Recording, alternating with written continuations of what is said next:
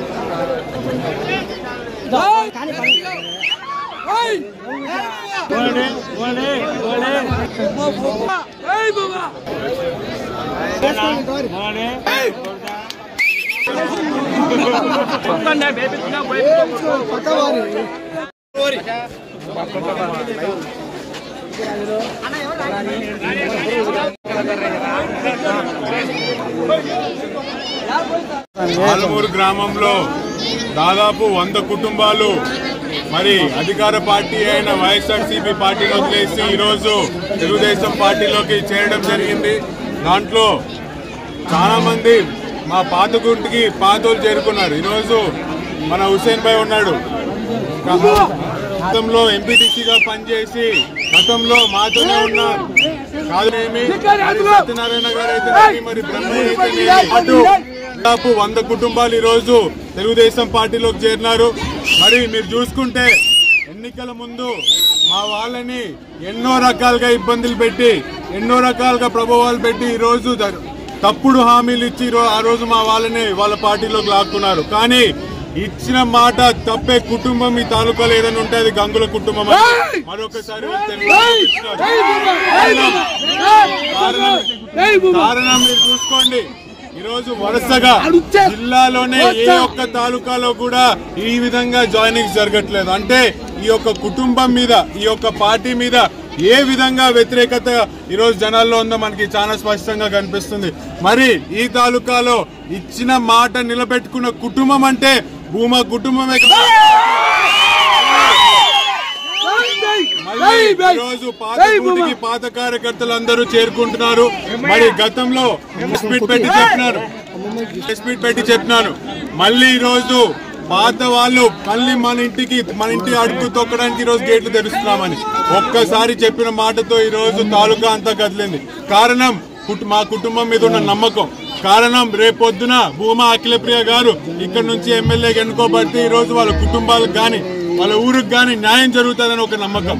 మరి అదే విధంగా ఈ యొక్క ఎమ్మెల్యేనే కాదు జిల్లాలో ఉన్న ప్రతి ఎమ్మెల్యేకి నేను ఎప్పటి నుంచో ఒక ఛాలెంజ్ విస్తున్నా.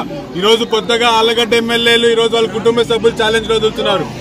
ఎప్పటి నుంచో నేను ఒక ఛాలెంజ్ విస్తున్నా. మీకు మీ పార్టీకి దమ్ము ధైర్యం ఉంటే జనాలకి మంచి చేశామని ఏ ఒక్క మూలనైనా చిత్తశుద్ధి ఈరోజు మీరు ఎక్కడ చరిత్రకి రావడానికి మేము సిద్ధంగా ఉన్నాం. ఆనందికి రమ్మంటారా, శ్రీశైలంకి రమ్మంటారా, ఆలగడ్డ ఓపిల దగ్గర రమ్మన్నారా, మేము రెడీ.